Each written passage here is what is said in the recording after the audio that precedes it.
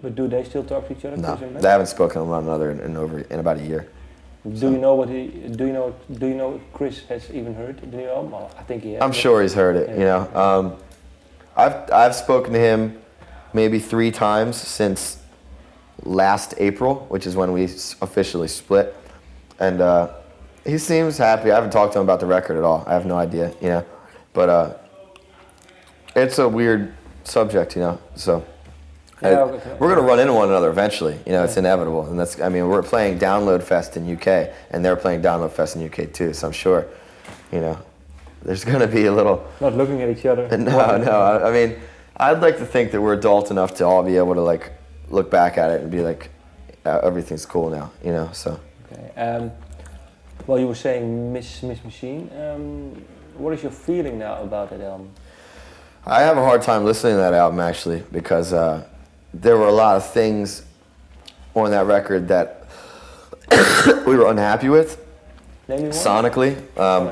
I think the production is not as good as Calculating or Ire Works, and that was something that we noticed right away, like as soon as we finished recording, and it's something that to this day like eats at me. It sounds too digital to me, like it sounds too like, you know, and some of the vocals on there I can't listen to. Like I don't. This record, Ire Works, is the first time that we've done something where we sat down after we were done and listened to it, and we were all happy. Like we didn't have we weren't nitpicking it or saying like, oh, I wish we'd have done this better, or I wish we'd have done this different. Like we're all happy with it, and that's a really rare thing, like to have in any type of art is to do something that you're happy with and not pick apart. You know. How come?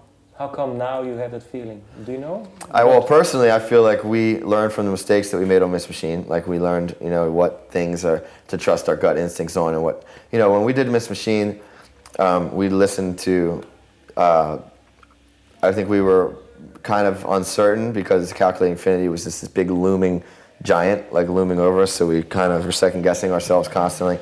And as far as like singing goes, like I was still finding like my, you know, ability and my voice in this band. So I mean, a lot of things that, you know, I felt like I had a ton of pressure on me because I was coming after like not only Dimitri but Mike Patton as well, you know.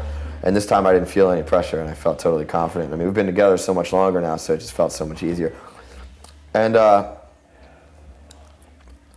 with Miss Machine, we recorded that record in like spurts. Like we didn't record it all at once. Like we didn't go into the studio on day 1 and come out on like day 60 with a record. You know what I mean? We went in for like a week and then we went on tour for a couple months. Then we went in for like another week and then we went on tour for a couple months. So it became like, it didn't even feel like we were recording an album. It felt like we were recording a series of EPs that ended up becoming the same record. So it didn't feel as focused. Like this time we were all living together for the entire 2 months that we were recording. We started with nothing, we finished with the record. When we were done recording at the end of the day, we all went back to the same hotel room and, you know, brainstormed the same ideas. It wasn't like, you know, before where we were all over the place and, you know.